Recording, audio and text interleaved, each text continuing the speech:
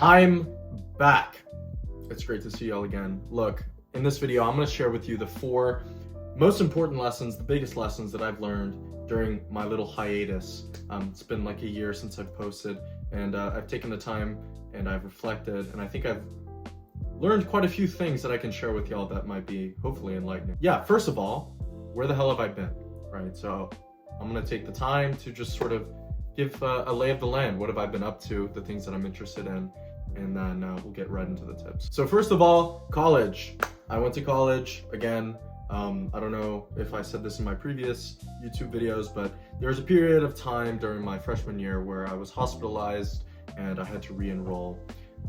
So I just finished my first year of college this past year, and it was excellent. It was excellent. In fact, I would say that I've learned a tremendous amount. It really has been enlightening, which is nice to say, and I don't think a lot of people can say that for their first year of college, at least intellectually. One of the things that I've really been into as well is peptides. So peptide therapy, yes, I have been on peptides. If y'all want a video about my peptide stack or what I'm using, what I'm doing, let me know in the comments. Really into peptides, really into health optimization, really into fitness, as y'all know.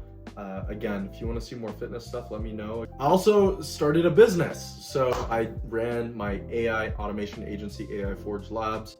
It was difficult. It was a new domain that I wasn't used to.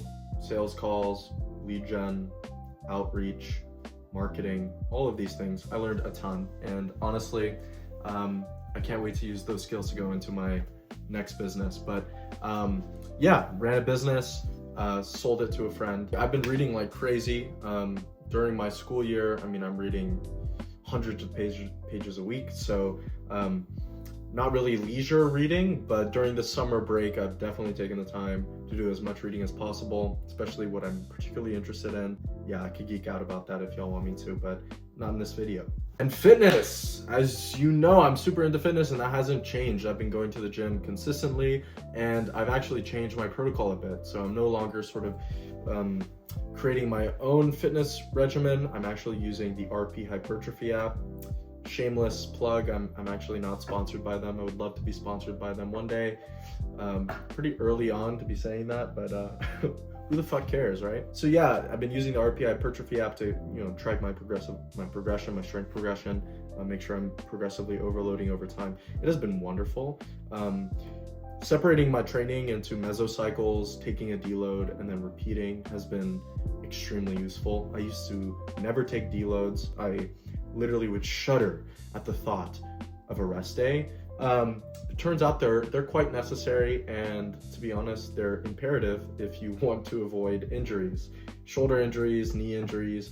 I mean, I've been through the fucking gauntlet on that one. 3 double knee surgeries in high school, and then shoulder problems for the past like 2 years. Ever since I started implementing deloads every 4 to 6 weeks of training, I mean, it's remarkable. You recover, and then whenever you start that next mesocycle, the stimulus is just insane. Yeah, so that's what I've been up to, nothing crazy, but I've learned a tremendous amount. I've had a lot of new experiences, and now I want to share with you the 4 biggest lessons that I've taken away from this content hiatus. Okay, let's start. So this is a big one. And this is one that I was sort of reluctant to accept at first, but the truth is that closed mouths do not get fed. Now, this is perhaps the most important lesson that I've taken away from this past year, being in college mainly.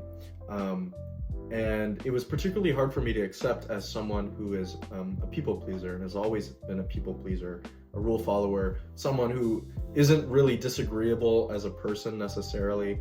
I don't like to impose my presence or my ideas upon people. I never have. And I've always found the people who would just like shamelessly advertise and market themselves as a commodity in front of others as sort of, I don't know, repugnant. But to be honest with you, those were always the people that I noticed would excel. They would be the ones that got the internship. They'd be the ones that got the award at the school or the event or whatever. There's always those people you always thought were a bit too obnoxious and self-flattering that always ended up on top. I've realized that this isn't necessarily because of the nature of their somewhat obnoxious behaviors. It's actually more because they simply had the courage to put their name out there. And that's something that I, for the longest time, didn't have. And it's one of those traits that I'm definitely working on perhaps the most vigorously at this moment. But it is absolutely necessary that you put yourself out there. Nobody is going to give you or hand you an opportunity. And in fact, the only way to get those opportunities is to put yourself in front of the people who have access to those opportunities. You need to make yourself known. You need to go up to those people after a speaker event at your school where someone comes in, a professor or whatever. You need to go up to those people after the talks, introduce yourself. You need to get their contact. You need to have LinkedIn. You need all these things to be able to succeed in today's world where essentially, yeah, you do have to market yourself. You do perhaps have to be a bit obnoxious in order to excel and get what you want. And yeah, it might seem like you're sort of defying your own nature, perhaps you're being obnoxious yourself, but in reality, who the hell cares? I think just sort of remembering to yourself that it's important not to care what other people think, and I don't think there's anything wrong with putting yourself out there if you're not, infringing upon others' safety or something like that. And in fact, not only is it okay, it's necessary if you want to really succeed. So practically, the best way to start implementing this improvement or start improving this trait is to start going to seminars, right? Start sending cold emails to prospective mentors that you want to get in contact with, that you want advice from. Go to the startup incubator in your city, right? If you live in a city, right? If you're in Austin like me, you can go to Capital Factory or something like that, right? These are places where you're going to have people who have access to opportunities that you want. And it's literally all you have to do is go there and make yourself known, right? Show that you're competent, be involved in a project, be involved. This is one of the things that I always avoided, especially in high school. I never wanted to be involved. I wanted to do as little as possible. I thought that, it was all a waste of time, these social events where you go. I thought it was a waste of time. I thought I'd be better just like locking myself up and studying for my next fucking AP test or something, right? The reality is that in order to actually get to where you want, you need to go to these things. And it was a hard lesson for me to accept, but it's just reality, right? And reality is neither good nor bad. It just simply is. So if you want to achieve what you want to achieve, you need to put yourself out there. Okay, the second lesson, incredibly important and incredibly enlightening. I heard this on, I think it was the Chris Williamson and Alex Hormozi podcast. And I believe it was Alex Hormozi who said this, but he sort of says, you want success, and I'm paraphrasing here, you want success, but you haven't even mastered showing up on time. I thought it was better to just spend my time working on my skills. Sometimes maybe that's true, but the hard-hitting lesson here is that those skills are useless unless you make it known that you have those skills to other people. And again, this sort of segues off of the previous lesson that I learned, that closed mouths do not get fed. You need to master the basics, and you need to make sure it is known that you have mastered the basics, right? 48 Laws of Power emphasizes the role of one's reputation. Your reputation is incredibly important, and sort of cultivating a reputation of being reliable, being consistent, and doing the hard things even when you don't want to do them. These are things that are essential, and the things that are always overlooked by high achievers who just think that they can get away with being talented, being precocious, being knowledgeable in a certain area. Unfortunately, that is not all that matters. It oftentimes isn't even the most knowledgeable or the most charismatic or, the most talented person in a given field that gets the internship, that gets the job. It's the person who has displayed time and again that they are reliable, that they can do reliable things consistently, and they are reliable consistently, hence the term reliable, and they can do things even when they don't want to do them, right? It's called discipline.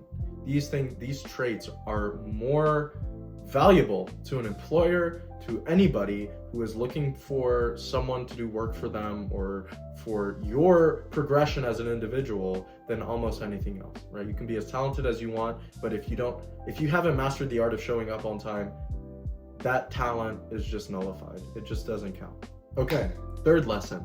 The reason you have periods of serious lack of motivation, like you cannot even get yourself to even fathom doing a certain task that you don't want to do, right? That type of, we've all been there. Come on now. The reason for that is because of a lack of feedback. I often realized during the school year that whenever I had a prolonged period of time where I didn't get feedback, I didn't get a grade back on a test, for example, I found that my motivation dipped tremendously. Like, I didn't have any motivation to attend class, to study. And I realized is that the reason you feel unmotivated is because you're simply not getting feedback. Feedback is the engine to improvement, and it is also the engine to that dopamine that you need whenever you're trying to improve yourself. It is always whenever you find your tasks mundane, you don't want to do them, you feel like you're doing the same thing over and over again, and for what, right? You just ask yourself, like, what the hell am I doing this for? I'm not getting anywhere, right? I don't see myself making progress, I'm not getting noticed, my status hasn't increased, right? Now, these are all symptoms of a lack of feedback. But luckily, the solution is quite clear and quite simple and very easy nowadays, by the way. The solution is to find ways of getting feedback whenever there is no other external source of feedback for that particular thing. So for example, use a fitness tracking software to keep track of your progression, right? This was very important and very helpful and very motivating, right? If you're just going to the gym day in, day out, you're sort of just lifting, right? Sometimes you may go for a little bit heavier, sometimes a bit lighter, right? You just sort of go based on the feels, right? You're never going to make consistent progress. And the reason for this is because not only are you not keeping track of your weight progressions, which progressive overload is the catalyst for muscle growth, right? Unless you're taking androgens or something. But it's also going to just give you that dopamine, right? Whenever you hit a PR or you do more reps or do more weight the next week in and week out, I mean, that's crazy motivation that you can't get anywhere else, right? Unless you're tracking. And so tracking, especially for fitness, is very important. But the same thing goes for example, for school. So in the instance where my motivation dipped because I wasn't getting a test grade back quick enough, right? Well, you can test yourself with practice tests with AI. And it's so simple, right? You take the syllabus of your course, you put it into AI, you say, look, I'm doing this section of the syllabus. I want you to create a comprehensive practice test for me to take based on these concepts. You take the practice test, boom, you get feedback. And you know how, and this is in fact an incredible study technique, right? And I will probably do a video on how I study in college so that I can get A's at an extremely difficult school that is essentially a graduate program for undergraduates. But the same thing goes for habits even, right? If you're trying to implement certain habits, keep a tracker so that you can have a tangible set of proof of the fact that you've done this over and over again. That proof will allow you to realize, oh wait, I've done this again. Even if it's uncomfortable right now, I know that I faced that discomfort in the past. And I know that the more that I face that discomfort, the less uncomfortable it's going to be. Okay, and now finally for the last lesson, the last of the 4 most important lessons that I've learned during my content hiatus can be said with the following 3 words. Explore, explore, explore. Now, if you're like me and you have a plethora of interests, it is imperative that you do as much as possible to explore and expand your mind. Now, this is not just some woo-woo thing that has no practical use in your day-to-day life. This will quite literally transform who you are, make you a more interesting person, make girls more attracted to you because you're going to be able to be more interesting and know more.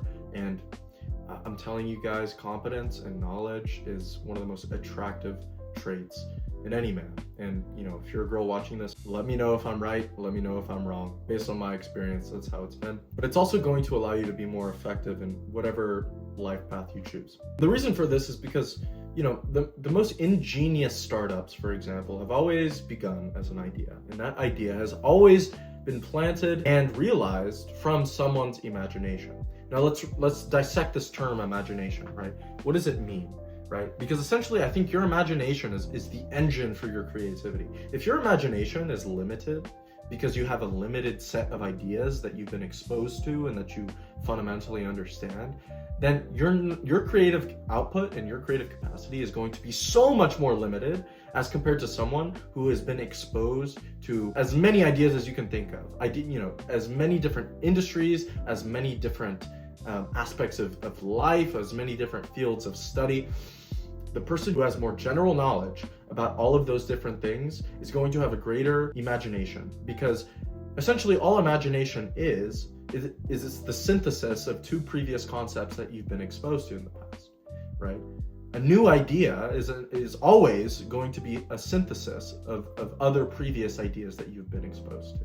Now, if you don't have access to those requisite ideas, those constituent parts of that new synthesized idea that is brought about in your imagination, then how can you have an expansive imagination? How is it that you're going to have an insight at 3 a.m. one night for a multi-billion-dollar company? You're just not going to have it if your imagination is limited. So in order to max out your creativity, you need to furnish your mind with as many ideas as possible from as many different fields of study as possible. You don't want to limit yourself to one thing. Fundamentally, any of y'all that are watching this want to max themselves out. They want to make an impact. You don't want to be one of these people that goes unnoticed in their lives, right? One of these mediocre people who just resign themselves to a life of, you know, that's one of my biggest fears. And if you're watching this video, I hope that's one of your biggest fears too. So the way to resolve this, the way to expand your imagination, the way to improve your creative output is to read as widely as possible. Read as widely as possible. Pursue your curiosity vehemently. Do it vigorously. Like be obsessed. I think one of the best things that one can do is really harness and channel obsession into a productive way. I think this is one of the best things that people can do, because obsession doesn't need discipline. When you're obsessed about something, hopefully it's a relatively healthy obsession, right? Hopefully you're not starving yourself over some idea, not eating for days. But even if you're that obsessed about it and you're making progress on a project or something, to me, I think that's amazing. And I think that's one of the gifts of life, is to find those things which absolutely just ignite your soul. I think those are the things that you're going to be able to stick to for the longest, and those are the areas in which you're going to make the biggest impact. Take those things that you're obsessed with, research them, do projects, take notes, and do it as widely as possible. And then your mind is going to be furnished with knowledge, with so much synthesizing capacity, that you'll just become a powerhouse. So these are some of the most important lessons that I've learned during this period of time. This was a pretty philosophical one, but I showed you how to ground these lessons into practical use cases so that you can help yourself improve in the areas relevant to this video. So listen, guys, I want you to let me know what resonated with you, what didn't. I also want you to let me know what you want to see. And I hope you enjoyed this video. I hope you were able to take something out of this and you can put it into your life. If not, I hope that it was at least somewhat entertaining. So thank y'all. And yeah, peace.